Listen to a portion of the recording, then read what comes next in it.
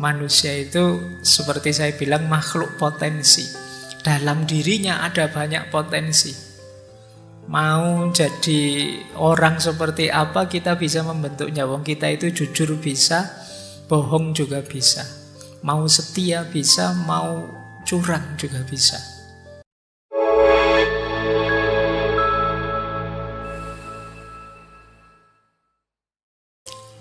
Saya lanjutkan dari yang terakhir ya. Kemarin terakhir kita bahas uzlah dari perspektif agama, yang itu sangat utama dalam rangka membersihkan diri kita dari kotoran-kotoran duniawi. Saya lanjutkan itu. Kemarin banyak saya ambil dari Imam Ghazali. Ini juga saya ambil dari Imam Ghazali. Beliau meneliti para ulama ternyata juga berbeda pendapat.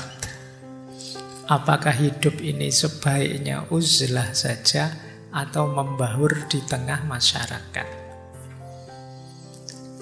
Ada ulama yang menganggap lebih utama ya uzlah.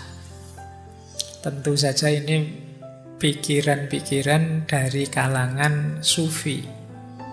Imam Ghazali menyebut seperti Syekh Sufyan Ats-Tsauri, Syekh Ibrahim bin Adham, Syekh Dawud At-Ta'i, Syekh Fudhail bin Iyad, Sulaiman Al-Khawwas, Syekh Yusuf bin Asbat, Khuzaifah Al-Mar'asi, Syekh Bishr Al-Hafi, dan lain sebagainya. Ini rata-rata para sufi.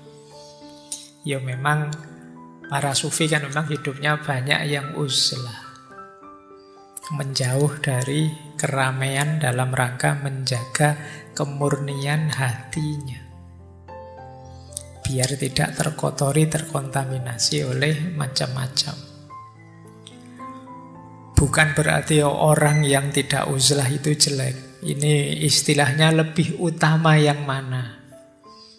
Lebih aman kalau kita uzlah. Ini pendapatnya para sufi. Meskipun kalian tidak harus mengklaim, oh saya lebih suka menyendiri Pak, jangan-jangan jiwa saya sufi. Tidak harus begitu.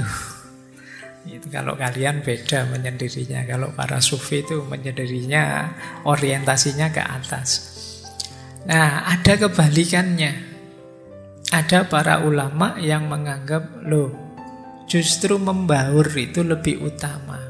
Ini banyak, beberapa di antaranya kalangan para ulama fikih seperti Imam Syafi'i, Imam Ahmad bin Hambal, Syekh Sa'id bin Musayyab, dan lain-lain. Nanti teman-teman bisa membaca di kitab Ihya-nya Imam Ghazali. Di situ kemudian Imam Ghazali menyimpulkan sebenarnya mau uzlah atau mau berbaur di tengah masyarakat itu tidak bisa diputuskan mana lebih utama begitu saja. Harus melihat dulu dua hal. Kata Imam Ghazali, yang pertama, ayo dilihat lingkungan sekeliling kita seperti apa. Kalau circle kita, lingkungan kita positif, yang dari situ mungkin kita bisa meningkatkan kualitas diri kita, yo jangan uzlah. Berbaurlah kalian, nanti dapat banyak di situ. Wong temanmu hebat-hebat, jago-jago, soleh-soleh, pinter-pinter. Berbaurlah biar kamu ketularan mereka. Jadi lihat dulu circle-nya, jangan diputuskan dulu. Ndak Pak, saya meskipun circle-nya bagus-bagus, saya lebih suka menyendiri saja. Eman-eman. Jadi ayo berbaur kalau lingkungannya memang memungkinkan.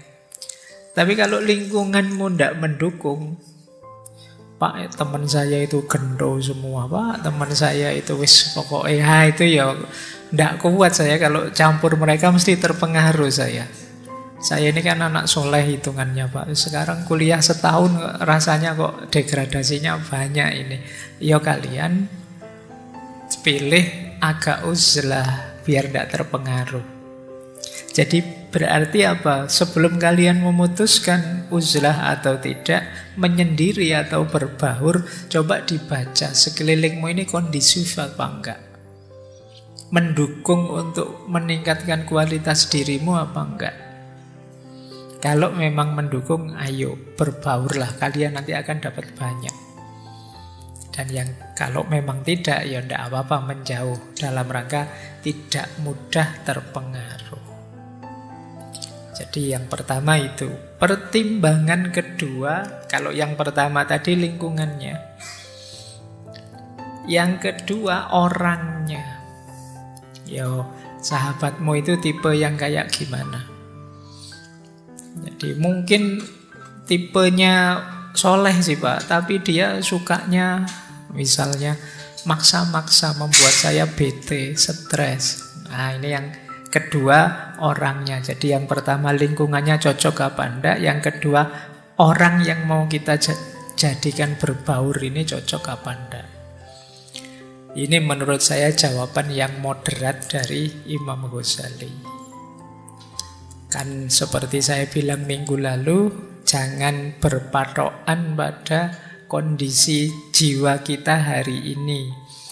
Saya termasuk yang punya keyakinan kondisi diri kita itu sesuatu yang tidak harga mati. Saya itu introvert kok Pak aslinya ya, tapi bukan harga mati juga. Mungkin pengalaman membentukmu lama-lama bisa tidak introvert.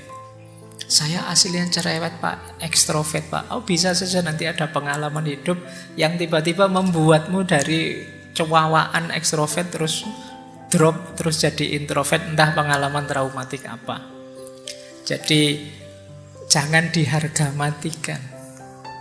Manusia itu seperti saya bilang makhluk potensi. Dalam dirinya ada banyak potensi. Mau jadi orang seperti apa kita bisa membentuknya. Wong kita itu jujur bisa, bohong juga bisa. Mau setia bisa, mau curang juga bisa. Tergantung bagaimana kita membentuknya. Makanya ayo belajar dulu seluas mungkin. Siapa tahu kita bisa mengubah diri, mengembangkan diri jadi lebih baik. Karena kita itu sering jadi orang yang manja. Yes, Pak saya sudah gini mau gimana lagi Pak? Saya memang aslinya tidak pinter kok Pak. Ya sudah itu kan. Itu manja namanya. Kamu melayani kemalasanmu, melayani keenggananmu untuk mengubah diri jadi lebih baik. Rumusnya tetap seperti hadisnya Nabi, hidup ideal itu yang yaumuhu khairun min amsihi. Yang hari ini lebih baik daripada kemarin. Pak saya itu aslinya pemarah ya Pak. Iyalah, sekarang kamu campur saja biar tidak asli. Wong marah itu jelek. Masuk kamu terima mentah-mentah bahwa kamu pemarah. Kamu ganti keaslianmu. Kalau kamu nganggap aslimu pemarah, ya kamu ganti saja biar tidak pemarah. Wong karakter pemarah, apa penyabar, apa itu kan lebih banyak dibentuk oleh lingkungan. Apa sejak bayi kamu pemarah kan enggak? Apa ono bayi begitu lahir ngamuk-ngamuk kan enggak ada. Saya karakternya itu apa Pak? Iyalah, itu kan banyak dibentuk. Kalau bahasa hadisnya, kullu mauludin yuladu alal fitrah. Setiap bayi itu lahir fitrah, dalam fitrah-fitrah yang bersih. Kemudian orang tuanya yang membentuknya, lingkungannya yang membentuknya. Jadi seperti apapun kondisi teman-teman hari ini, jangan diharga matikan. Khususnya untuk hal yang jelek-jelek. Biasanya mengharga matikan yang jelek-jelek itu membuat kita tidak ingin memperbaiki diri. Baik, malam hari ini kita akan belajar apa ya sih kebersamaan itu termasuk bagian dari fitrah hidup kita. Ternyata oleh Allah manusia itu diberi bekal yang lengkap. Mau sendirian mampu, bersama-sama juga ada daya untuk ke sana. Minggu lalu saya bilang ya, sendiri itu bagian dari fitrah, hakikat hidupnya manusia. Ternyata kebersamaan juga begitu. Kalau ilmu sosiologi menyebutnya manusia itu punya fitrah sosialitas. Kebutuhan terhadap orang lain. Tidak mungkin kita hidup sendirian. Nah, baik, kita belajar itu malam hari ini. Bismillah. Kita awali dari istilah-istilah ya. Ini saya tertarik ngomong ini karena kadang-kadang ada yang protes sama pasangannya. Hubungan kita itu namanya apa sih? Ya, ada banyak jenis nama hubungan. Ini saya ambil dari bahasa Inggris saja. Bahasa Arab lebih banyak, tapi mungkin kalian lebih akrab dengan istilah-istilah ini. Ada istilah relationship, ada companionship, ada friendship, ada fellowship, ada partnership. Nah, kita ini fellow, apa partner, apa companion, apa friend, apa relation. Kalau itu relationship, sebenarnya semua jenis hubungan itu namanya relationship. Saya dengan kalian ini malam hari ini ya itu relationship antara yang ngajari dengan yang belajar. Segala jenis. Kalian dengan teman-teman kalian ya semua jenis hubungan itu ya istilahnya relationship. Meskipun kadang-kadang istilah relationship itu secara spesifik dipakai oleh orang yang sedang pacaran. Dalam bahasa Inggris loh ya. Jadi ada nuansa romantiknya relationship. Kita ada hubungan enggak? Ada. Nah itu biasanya konotasinya ke hubungan yang romantik. Tapi sebenarnya istilah relationship itu ya semua jenis hubungan. Jadi kalau kalian bingung jawabnya, kita ini hubungan jenis apa ya? Pokoknya relationship gitu aja. Ada hubungannya entah apa. Ada lagi istilah companionship. Kalau companionship itu lebih dilihat aspek bisa menemani sehari-hari. Companion itu company, jadi yang hadir terus-menerus itu companion. Kamu kok buntuti aku terus toh, itu companion. Bisa bersama terus-menerus, itu companion. Orang yang bisa bersama terus-menerus tidak mesti ada rasa loh. Tapi dia hadir terus, itu companion namanya. Ya banyak kan, mungkin karena kamu tidak bayar-bayar utang tiap hari dibuntuti, apa karena kamu butuh dibarengi pinjam motornya terus tiap hari buntuti, itu companion. Meskipun nanti konotasinya companion itu ya orang yang memang sayang dengan kita sehingga siap menemani kita anytime. Tapi makna letternya ya companionship. Tidak mesti ada rasa sebenarnya, lebih merujuk pada aspek kehadiran yang terus-menerus, companionship. Itu yang kedua. Ada lagi yang ketiga, friendship. Kalau ini teman-teman sudah paham. Kalau ini ada rasa, ada kedekatan, ada intimasinya. Jadi di friendship ini ada rasa dekat dan komitmen untuk saling berbagi, saling mendukung, dan lain sebagainya. Itu namanya friendship. Dulu pernah kita bahas 1 bulan khusus membahas tentang persahabatan. Ada lagi fellowship. Kalau fellowship ini kebersamaan yang didasarkan pada minat atau kepentingan yang sama. Itu fellowship. Sama-sama senang filsafat, yuk ngumpul kita biar bisa belajar bareng. Ini namanya fellowship. Sama-sama punya interest ini, gabung jadi satu, itu fellowship. Meskipun sekarang istilah fellowship banyak dipakai untuk tawaran beasiswa. Ya memang untuk gabung ke sana itu kan istilahnya fellowship. Nah nanti ada partnership. Kalau partnership ini lebih merujuk pada kesediaan untuk saling mendukung demi satu tujuan bersama. Itu partnership.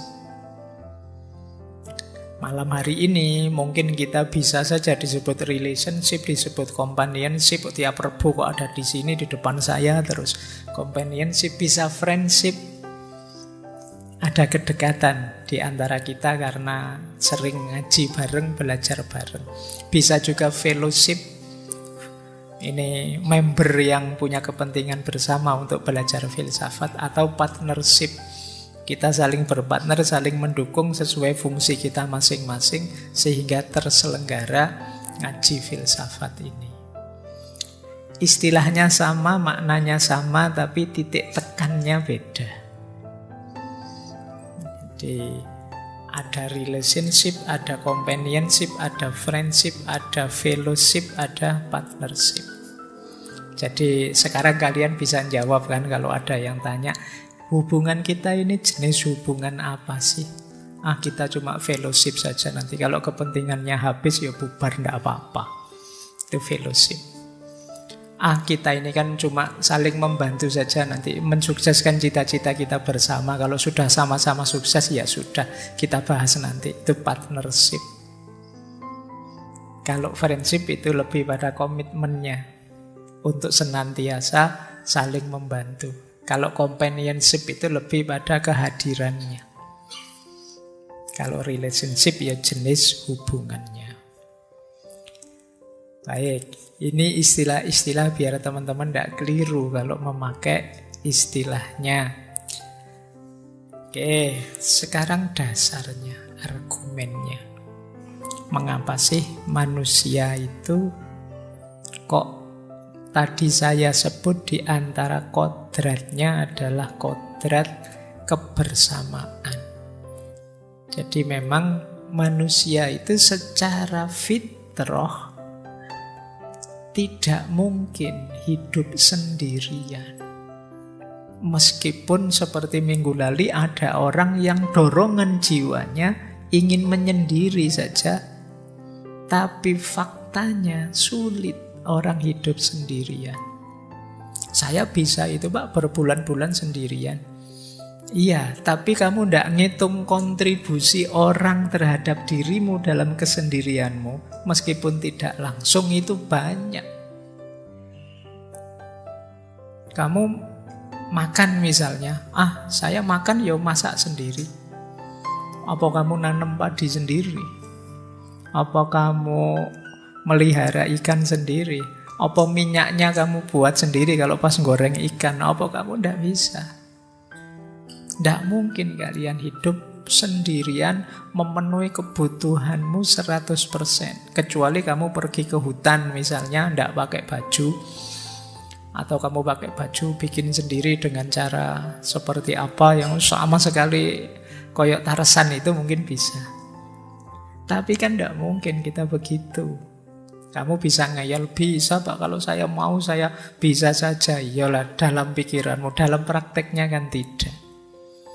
Pasti kamu butuh dukungan orang lain. Bahkan pandanganmu bahwa menyendiri itu lebih baik mungkin juga hasil ide atau pikirannya orang lain yang kamu cerna terus kamu pilih. Mungkin juga pengaruh lingkunganmu sebelumnya. Jadi tidak mungkin orang itu sama sekali tidak bersentuhan dengan pengaruh orang lain dalam dirinya. Kalau dalam ilmu sosiologi ya akarnya sosialitas manusia itu ada 4. Kenapa sih manusia itu pasti butuh orang lain? Yang pertama karena manusia itu terbatas. Tidak ada orang yang bisa segalanya untuk memenuhi segala jenis kebutuhannya. Karena kita ini kan multidimensi hidup kita. Dan tidak mungkin secara sekaligus kita menguasai semua hal dalam hidup kita. Mungkin ada yang pinter masak tapi tidak pinter potong rambut misalnya. Tidak pinter jahit baju. Ya kalau ngomong sih pinternya luar biasa, tapi begitu masak atau main game atau dia tidak bisa. Yang pinter sekali main game disuruh ceramah ya tidak bisa. Yang ada banyak yang kita tidak bisa. Kita itu sangat terbatas. Sementara fungsi-fungsi dan dimensi hidup kita luas, yang tidak semuanya bisa kita cover. Di situ kita perlu orang lain. Bayangkan di lingkup saya ini saja, itu berapa puluh orang yang terlibat, tidak harus di kalian. Di sekitar kita ini saja. Ada laptop, ada mikrofon, ada teh, ada cangkirnya, ada aqua. Berapa banyak perusahaan di 1 meter kali 1 meter sekitar saya ini yang terlibat. Satu perusahaan melibatkan berapa ratus atau berapa ribu orang. Misalnya ini laptopnya merek Compaq. Saya tidak tahu masih hidup apa enggak laptop merek Compaq misalnya. Hari ini perusahaannya berapa ribu orang kerja untuk begini nih mikrofonnya. Yang jahit taplaknya ini siapa kemarin sampai bisa taplak kecil kayak gini. Itu tidak mungkin bisa sendiri ya. Bahkan saya sendiri saja mungkin bajunya, celana, merek, HP yang saya bawa dan lain sebagainya itu ya kontribusi dari sangat banyak orang. Kita itu terbatas, makanya manusia itu tidak pantas sombong. Tanpa bantuannya orang lain kamu bukan apa-apa. Tapi kan uang saya banyak Pak, bisa, iya loh uangmu banyak. Kalau orang lain tidak berkontribusi membantu mewujudkan keinginanmu, uangmu tidak ada gunanya. Kalau tidak ada orang yang siap kerja untuk memproduksi laptop, meskipun uangmu banyak, tidak akan uang jadi laptop. Jadi manusia itu terbatas. Yang kedua, manusia itu banyak hal yang dia tidak mampu. Ada orang yang multidisiplin ilmunya banyak, tapi seluas apapun ilmunya orang, pasti ada bidang yang dia tidak mampu. Sampai mengklaim, Pak saya itu Pak, fisika bisa, matematika bisa, kedokteran bisa, macam-macam bisa. Tapi pijet bisa enggak sampean? Kalau bisa pijet ono aku. Kalau ini bisa enggak, itu bisa enggak? Mesti ada banyak yang enggak bisa, nyukur bisa enggak? Rebahan mampu enggak seharian? Kalau saya mampu, sampean mesti enggak mampu. Banyak hal yang malas-malasan berminggu-minggu mampu enggak sampean? Kalau saya bisa, mungkin sampean enggak. Ada banyak hal yang kita enggak mampu. Nah, yang ketiga, karena kita terbatas dan ada banyak hal yang tidak mampu, pasti kita itu makhluk yang tidak sempurna. Tidak ada manusia yang sempurna. Dan yang terakhir, langka. Itu manusia itu tidak selamanya ada. Dan unik, setiap orang itu langka, unik. Kita hidup di dunia ini mungkin tidak ada yang, mungkin era-era ini ya yang lebih 100 bisa dihitung dengan jari. Kita bisa sampai 60-70 itu sudah luar biasa hari ini. Dan itu sangat singkat sebenarnya. Itu yang disebut kelangkaan. Nyari yang kayak kalian lagi sudah tidak ada. Kalian itu edisi terbatas. Setiap orang itu unik, langka.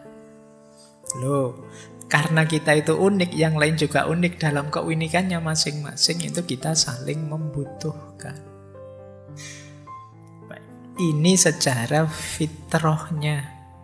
Dalam prakteknya juga begitu. Karena fitrahnya seperti 4 tadi, akhirnya apa? Ada fitrah kita saling perlu, saling butuh dengan yang lain. Dorongan saling membutuhkan. Kemudian ada lagi dorongan untuk saling belajar. Manusia itu tidak seperti binatang. Binatang itu dengan instingnya bisa utuh sebagai dirinya. Kalau manusia tidak bisa. Sapi itu lahir tidak berapa lama dia akan sempurna dalam tanda petik sebagai seorang sapi. Sebagai seekor sapi yang utuh kesapiannya. Kalau manusia kemanusiaannya. Loh, tapi kalau manusia tidak bisa, dia harus belajar. Ada banyak hal yang harus kita belajar pada sekeliling kita. Cara berkomunikasi, cara bicara, cara berinteraksi. Untuk berjalan saja manusia itu kan tahunan. Padahal ini kan sebenarnya psikomotorik yang otomatis saja harusnya bisa. Tapi itu kan harus belajar lama, sampai 3-4 tahun mungkin biasanya baru lancar berjalan bisa lari. Bayangkan kuda itu lahir tidak lama dia sudah bisa lari-lari seperti bapaknya. Kalau manusia tidak bisa, lama harus digendong dulu, tidak ada fase ngesot, merangkak, dan lain sebagainya. Itu manusia, maka dia apa? Perlu belajar. Itu yang membuat, kalau dalam Islam kan tolabul ilmi fardhotun, mencari ilmu itu fardu sifatnya, wajib. Kenapa? Kalau orang tidak mau lagi belajar, ya dia sulit memenuhi dirinya dengan kualitas-kualitas yang sebenarnya sudah ada dalam dirinya. Makanya saya sering menyebut manusia itu paket potensi. Dirinya itu isinya banyak sekali potensi-potensi. Untuk mengaktualkannya, belajar, nambah ilmu. Baik, ya alhamdulillah teman-teman malam hari ini masih sadar untuk belajar. Meskipun ngaji kita malam hari ini barengan dengan sepak bola. Pikiranmu mesti bercabang-cabang. Tidak apa-apa, cuma persahabatan. Nanti dilihat gulunya saja biar tidak jengkel. Baik, jadi ada dorongan untuk untuk saling membutuhkan dengan yang lain, dan dorongan untuk belajar, serta dorongan untuk berinteraksi. Tidak mungkin kita tanpa interaksi dengan yang lain.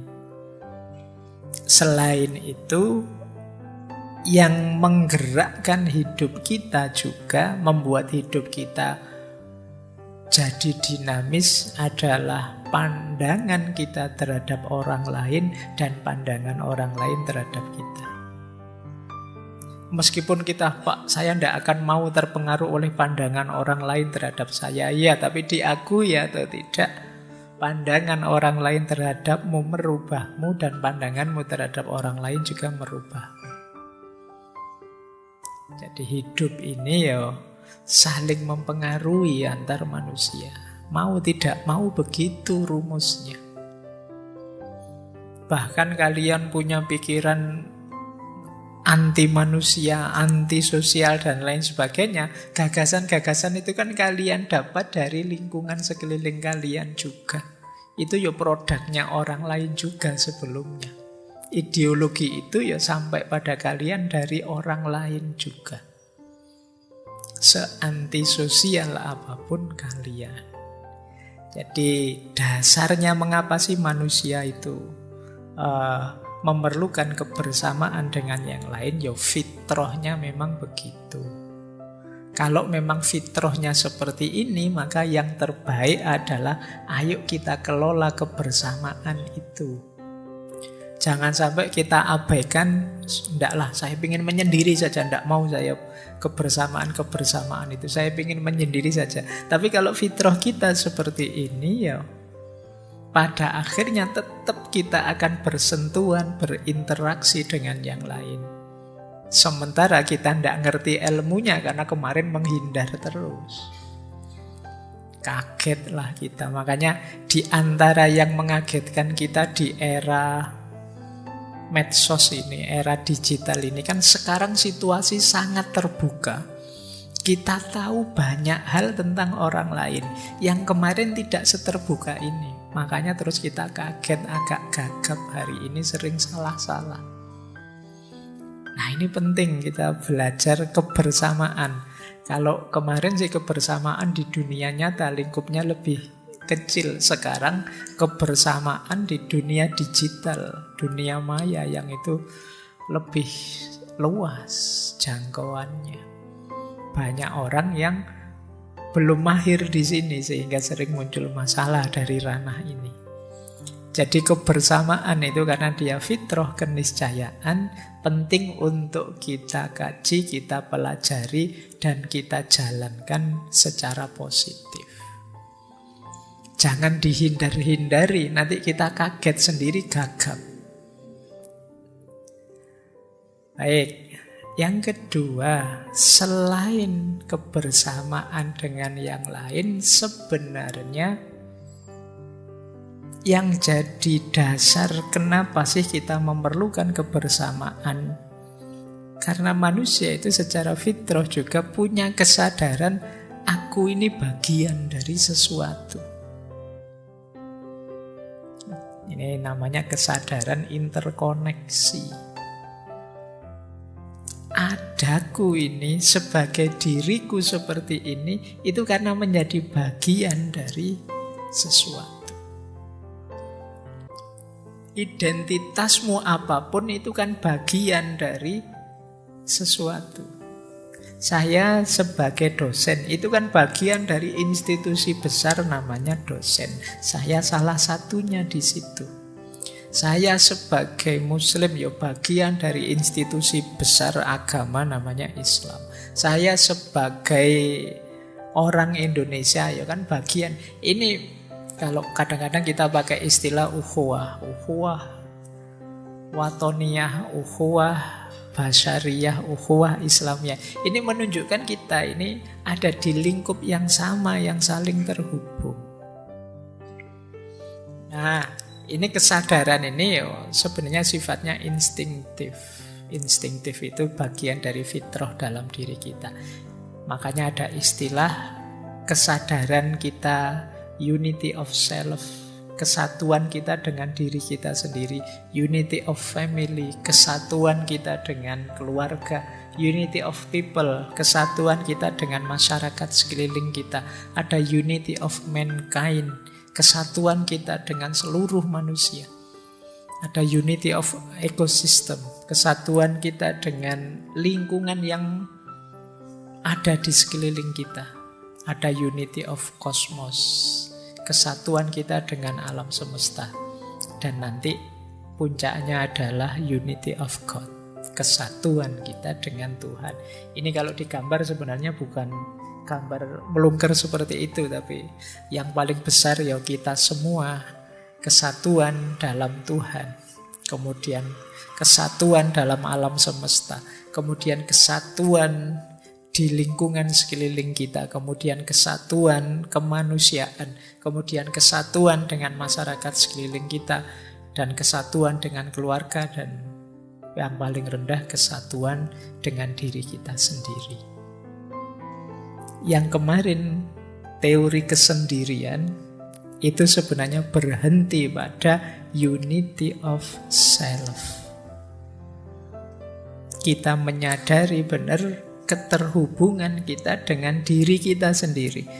Itu sudah bagus, tapi langkahnya kurang luas. Karena dalam hidup ini kita tidak hanya berhubungan dengan diri kita sendiri, tapi juga dengan orang lain, tapi juga dengan lingkungan sekeliling kita, bahkan dengan alam semesta, dan yang paling luas dalam ranah ketuhanan. Nah, ini penting kesatuan-kesatuan ini. Dan rumusnya apa? Rusaknya apa yang ada dalam kesatuan kita pasti berefek pada diri kita. Sebaliknya, rusaknya kita akan juga berefek pada lingkungan kesatuan kita. Kalau kita mursal, nakal, ya efeknya lingkungan sekeliling kita akan terpengaruh oleh kenakalan kita. Sebaliknya, kalau lingkungan kita juga rusak, ya dia akan terpengaruh pada kita. Ini ada hubungan namanya kesaling terhubungan. Misalnya orang, "Alah Pak, rumah saya kan banyak sampahnya, tak bersihkan, tak buang saja ke sungai," misalnya.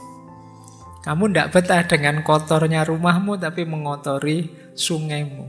Kamu anggap sungai itu tidak berhubungan dengan dirimu. Padahal kalau sungai kamu kotori dan dia rusak, ya dia merusak ekosistemmu. Kalau ekosistemmu rusak, hidupmu juga mesti akan ada rusaknya. Ini yang kita jarang berpikir seluas ini. Karena mungkin kita lebih banyak berpikir di level self atau family.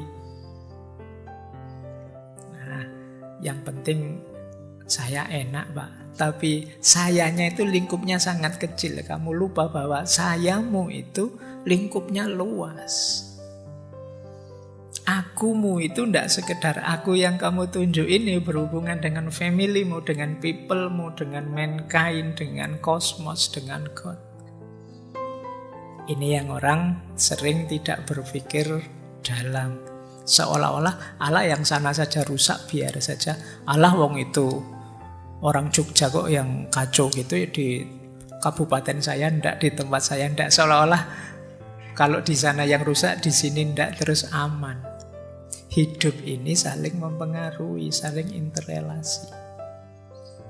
Yang rusak kan teman saya, Pak, bukan saya. Iya, tapi kamu berhubungan, kamu bagian dari circle-mu.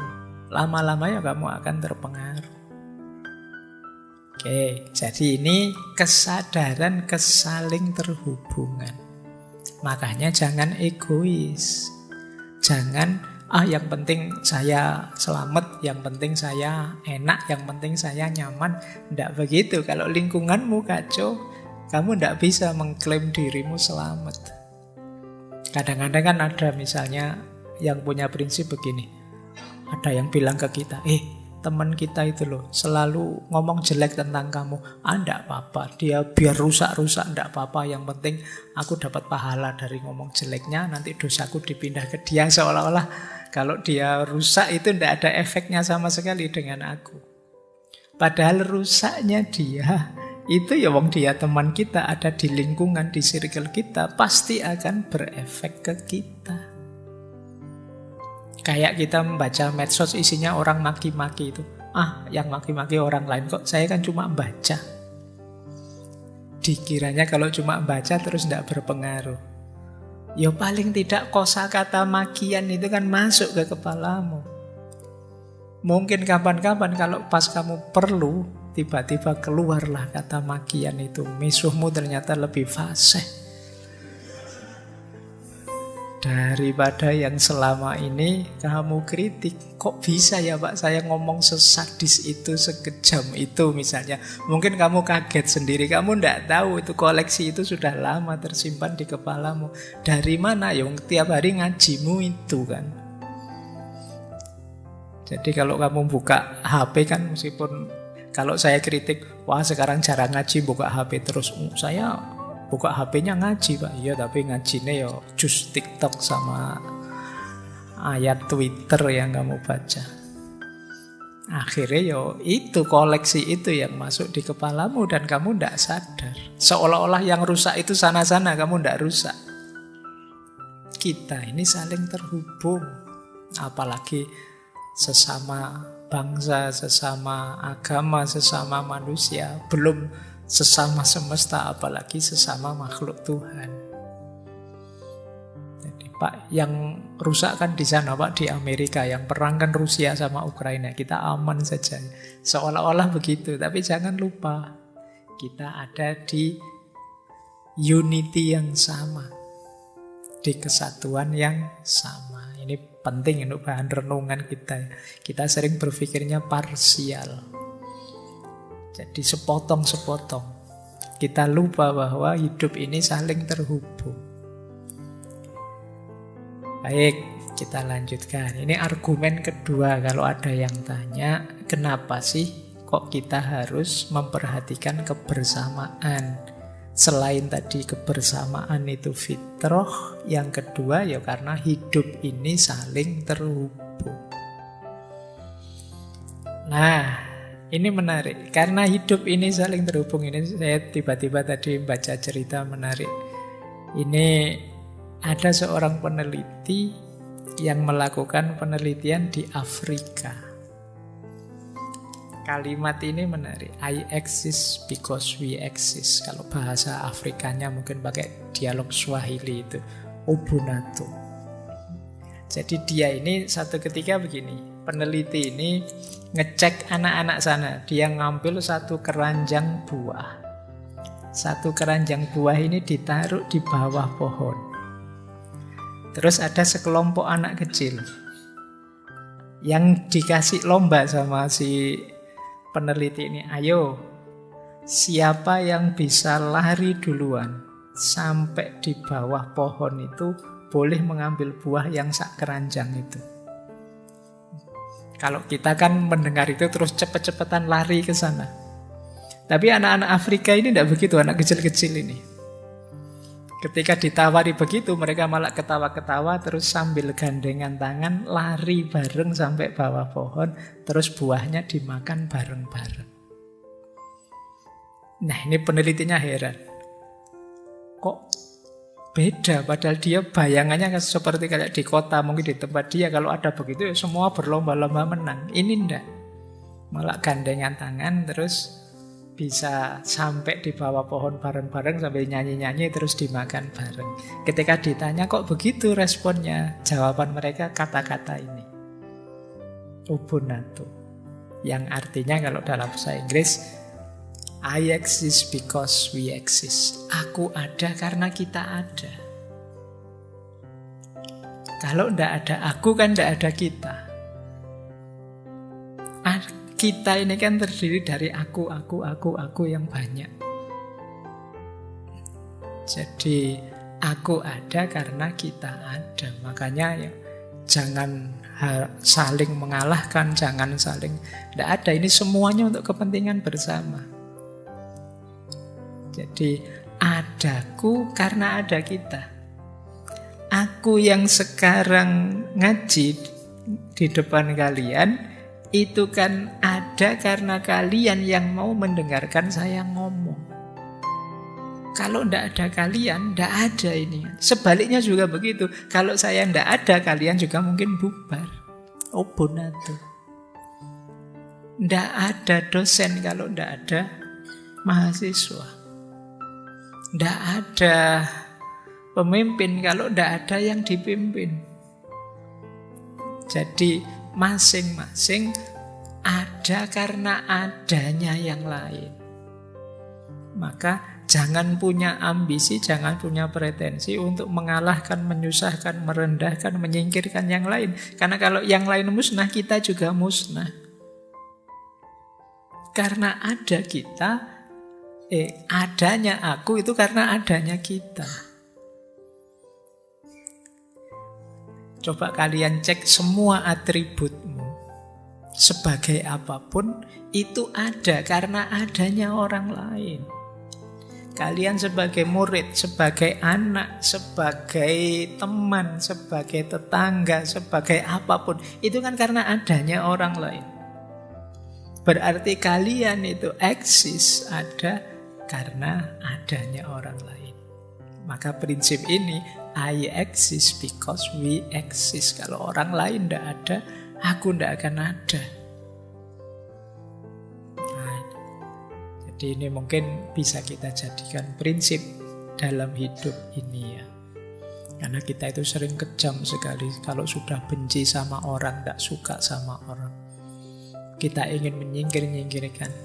Kita ingin membasmi orang yang tidak kita suka dan lain sebagainya. Padahal adanya kita itu karena mereka. Baik, boleh kalian pikirkan ada banyak hal dalam hidup ini yang kalau bahasa Jawa ini yang disebut sastro jendro, ilmu yang agak dalam. Adanya polisi ya karena ada penjahat, nanti bisa ditarik ke sana. Adanya dokter karena adanya orang sakit. Adanya orang patah hati ya karena ada orang yang mampu mematahkan hati. Ya, aku ada karena kita ada. Baik, ya nanti kalian renung ini ya, prinsip ini yang sering dilupakan orang. Seolah-olah yang hebat itu aku. Padahal aku hebat itu karena ada dukungan dari yang lain dan pengakuan dari yang lain. Sehebat apapun kita tanpa diakui dan didukung orang lain, ya kita tidak hebat lagi. Ubuntu. Nanti setelah ini googling lah ceritanya peneliti di Afrika ini. Baik, saya lanjutkan. Nah, sekarang kita belajar tentang rutenya kebersamaan. Ini menarik ya, kebersamaan ada rutenya. Ini sebenarnya cara menjalin kebersamaan yang ideal. dengan sesama kita. Saya ambil dari tradisi ilmu akhlak saja ya, biar lebih mudah. Jadi menjalin kebersamaan itu diawali dari ta'aruf. Kalau sudah ta'aruf, jangan berhenti di situ, lanjutkan dengan tafahum. Kalau sudah tafahum, harusnya kita tasamuh. Bisa juga kita sempurnakan dengan ta'awun. Ta'aruf itu saling mengenal, tafahum itu saling memahami, tasamuh itu saling bertoleransi, ta'awun itu bekerja sama. Ini agak level. Yang pertama ta'aruf. Ta'aruf itu saling mengenal, keterbukaan hati untuk bekerja sama. Level awalnya ta'aruf. Makanya di situ ada istilahnya, kalau dalam bahasa Arab ada ulfah dan suhbah. Ini istilah dari Imam Ghazali. Ulfah itu lembutnya hati untuk mau berkolaborasi dekat dengan yang lain. Itu namanya ulfah. Ada suhbah. Suhbah itu kedekatan. Kita itu kan mau berteman, mau bersahabat itu kan karena ada rasa kedekatan. Kalau sudah ada ulfah dan suhbah, biasanya di situ terbuka jalan untuk ta'aruf. Jadi kalau kalian tanya, Pak saya itu ngincer orang, tak ajak ta'aruf kok ndak mau-mau ya. Itu pasti karena dua unsur ini ndak ada. Ndak ada ulfah, ndak ada suhbah, khususnya di dia. Jadi hatinya belum lentur, belum terbuka untuk menerimamu, dan belum ada suhbah, dia tidak merasa perlu kedekatan denganmu. Makanya kamu ta'aruf ditolak terus. Bangunlah situasi di mana hatinya terbuka dan merasa ingin dekat denganmu. Nah itu ta'aruf sudah. Kalau ta'aruf sukses, jangan berhenti di situ. Karena kalau hanya berhenti di situ mudah bubarnya. Kalian harus lanjut ke tafahum. Tafahum itu mutual understanding. Kalau kemarin di filsafat cinta ini aspek knowledge-nya. Belajarlah tentang dia. Ya sebenarnya bukan kamu saja yang belajar tentang dia. Dia pun harus belajar tentang kamu. Saling belajar, itu namanya mutual understanding. Kamu bagaimana, senenganmu apa, kalau pagi bangun jam berapa, kalau malam tidur jam berapa, itu kan enak. Oh saya kalau tidur jam 9, ya sudah nanti saya WA paling malam jam 9 kurang 1 menit misalnya. Loh itu kan kamu sudah paham lah. Kalau kamu tidurnya jam 9, kamu WA jam 12, ya ndak dibales. Terus besok marah-marah, aku WA berapa kali ndak dibales. Loh aku tidurnya jam 9. Kenapa bisa salah paham begitu? Ndak ada mutual understanding. Saling memahami. Itu namanya tafahum. Kalau tidak ada proses tafahum, itu biasanya meskipun ta'aruf sukses, bubarnya cepat. Karena tidak saling memahami. Kalau tidak saling memahami kan tidak saling memaklumi. Nah, kalau sudah tafahum, baru tasamuh. Tasamuh itu saling ridho, saling menerima. Ya, sebenarnya puncaknya tasamuh itu saling menghargai. Kalau dalam hidup sosial, tasamuh itu kadang pakai istilah koeksisten. Menerima kehadiranmu dalam hidupku. Seperti apapun kondisimu. Kadang pakai istilah toleran. Toleran itu engkau boleh hadir dalam hidupku apa adanya sesuai di kenyataan dirimu. Itu tasamuh namanya. Tentu saja untuk bisa tasamuh harus diawali tafahum. Tasamuh yang tanpa tafahum tetap rentan konflik, tidak saling paham. Kalau sudah diawali tafahum kan enak. Mungkin misalnya sampean yang muslim punya tetangga Kristen misalnya yang hari Minggu ke gereja. Kalian tahu, oh iya beliau kalau Minggu ke gereja. Jadi kalau ada undangan kerja bakti kok Minggu pagi, saya maklum dia tidak datang. Karena saya sudah tahu kalau Minggu pagi ke gereja. Yuk kita rapat, yuk gimana kerja baktinya biar tidak Minggu pagi. Ya sudahlah, gimana kalau diganti Jumat siang? Oh jangan, kalau Jumat siang. Ya. Loh ya kan kalau tidak ngerti kan nanti kamu nabrak-nabrak. Tapi kalau ngerti kan, oh ya kalau Jumat siang Jumatan. Ya. Ini bisa seperti ini ketika sudah tafahum. Wah, jangan ngomong kayak gini lah, nanti sensitif, dia tersinggung nanti sahabat kita ini. Yang sana juga begitu. Iya, kamu juga jangan pakai istilah-istilah inilah, nanti dia tersinggung. Nah, ini bisa begitu. Jadi tasamuhnya bisa ideal ketika ada tafahum. Saling memahami, saling mengerti. Ya kalau tidak saling mengerti, ya mungkin rentan konflik.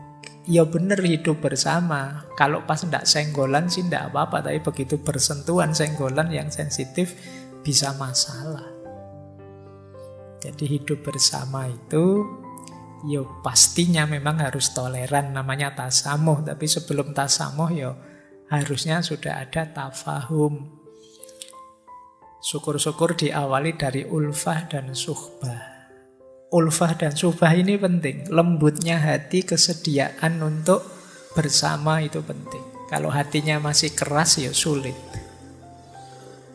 Nah, paling ideal kalau bisa ya sampai puncak namanya ta'awun.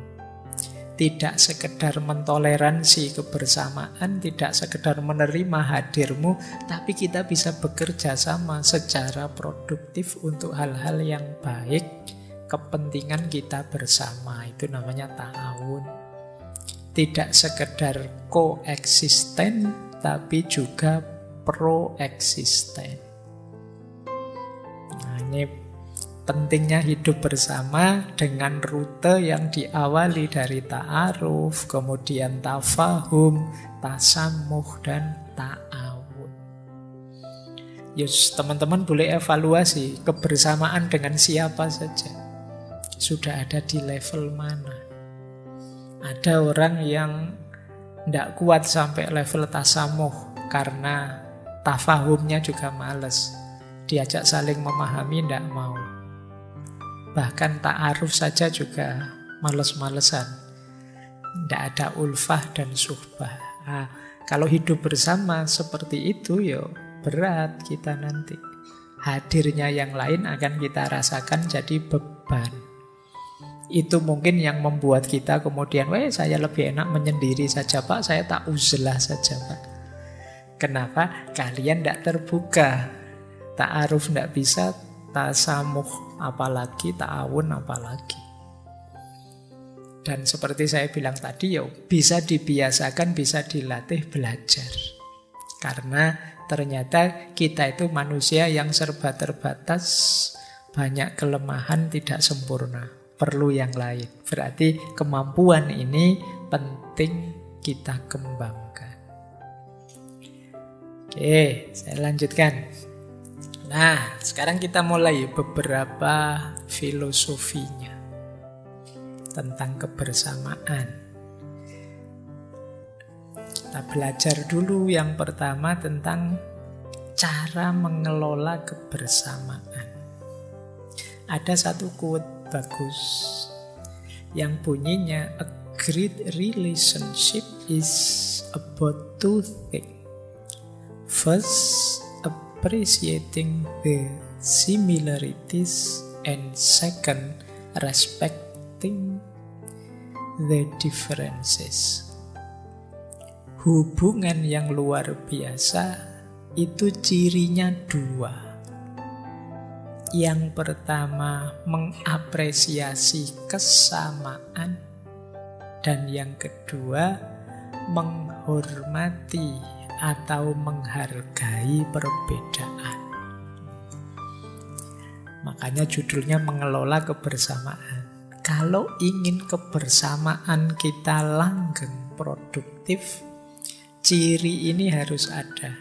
Kalau ada yang sama, kita apresiasi. Wah, kamu sama ya dengan saya. Kalau situasinya begini, kamu begitu, saya juga begitu. Kalau mengalami hal itu diapresiasi. Ada banyak sama ternyata di antara kita. Dan kalau ketemu yang berbeda dihargai. Oh, kalau kamu begitu toh ya sudah, karena kalau saya sih begini. Silahkan kamu jalan yang kamu yakini, saya dengan yang saya yakini. Ini namanya menghargai perbedaan. Ini hubungan di antara orang-orang yang saling dekat, saling mencintai, saling menghargai. Kadang-kadang kita itu kalau sudah tidak suka orang, meskipun ada yang sama, yuk kita ngotot, kita anggap itu beda-beda. Kalau dia kan cuma ini, kalau saya. Sama-sama ranking 1 karena kamu benci. Dia ranking 1-nya kebetulan saja. Kalau saya ya memang kualitas saya unggul. Jadi tidak mengapresiasi persamaan. Dia itu kan temporer, itu kadang baik, kadang tidak. Kalau saya ini baiknya permanen sudah. Misalnya. Itu similarities, tidak menghargai, tidak mengapresiasi yang sama-sama. Bahkan itu tadi, kalau ada perbedaan, apalagi yang sama saja dia tidak mengapresiasi, apalagi yang berbeda. Mesti dia menganggap aku lebih tinggi, dia lebih jelek.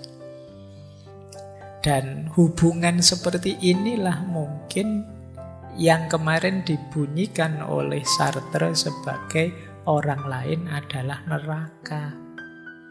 Kalau gayamu seperti itu, ya pantes kamu jadi nerakanya orang lain. Tidak ada seneng-senengnya kalau dekat sama kamu. Jadi kalau kamu sukses, dia bilang, alah kebetulan saja. Kalau kamu gagal, dia bilang, apa kataku? Ya wis lah. Tidak enak kamu dekat orang seperti ini. Maka buktikan bahwa Sartre salah. Kamu bukan neraka bagi orang lain, tapi kamu adalah kegembiraan, kebahagiaan bagi orang lain. Jadi cara mengelola begitu. Nah, ini ada lagi satu tips dari Cornel Barat, ini filosof, penulis dari Amerika. Kata beliau, kita harus menyadari bahwa tidak mungkin ada hubungan kecuali ada komitmen, kecuali ada kesetiaan, kecuali ada cinta, kecuali ada kesabaran, kecuali ada ketekunan. Ini syaratnya. Maka kalian latihanlah di sini. Yang pertama komitmen. Komitmen itu ya meskipun berat, ayo dijalani saja. Komitmen itu nanti gandeng dengan istiqomah. Yang kedua setia. Jadi setia itu ya kita mengistiqomahi apa yang sudah kita komitmeni sebelumnya. Tidak belok-belok meskipun ada yang lebih menarik, ada yang lebih menantang, mungkin menurutmu lebih mengasihkan. Tidak, saya sudah berkomitmen dengan ini sebelumnya. Kemudian cinta, sabar, dan tekun. Ini uraiannya satu-satu panjang, tapi insya Allah teman-teman bisa menangkap. Hubungan yang tanpa komitmen dan kesetiaan berat. Karena hidup ini dinamis dan banyak godaannya. Apalagi kalau dasarnya hanya senang saja, apalagi kalau dasarnya hanya senang-senang saja. Jadi kadang-kadang kan kita inginnya hubungan itu enak, terus menyenangkan terus. Begitu ada tantangan, ada kesulitan, gentar kita nyari yang lain yang menurutmu ada kesenangannya. Wah, Dulu sama kamu asik, sekarang kamu tidak asik, ya sudahlah. Nah, itu berarti kamu nyari enaknya saja. Apalagi yang nyari senang-senangnya saja, kalau itu lebih parah lagi. Di situ diperlukan komitmen, kesetiaan. Apalagi kalau hubungan tidak ada cinta, tidak ada kesabaran, tidak ada ketekunan, ya wallahu a'lam bishawab. Selesai mesti. Ya. Baik, rumus pertama. Jadi kalau kita rinci sejak awal tadi ya, biar hubungan langgeng. Yang pertama, mengapresiasi persamaan. Yang kedua, menghormati perbedaan. Yang ketiga, komitmen dan kesetiaan. Yang keempat, menghidupkan cinta, kesabaran, dan ketekunan. Ini nanti jadi 5 syarat pertama kebersamaan bisa langgeng.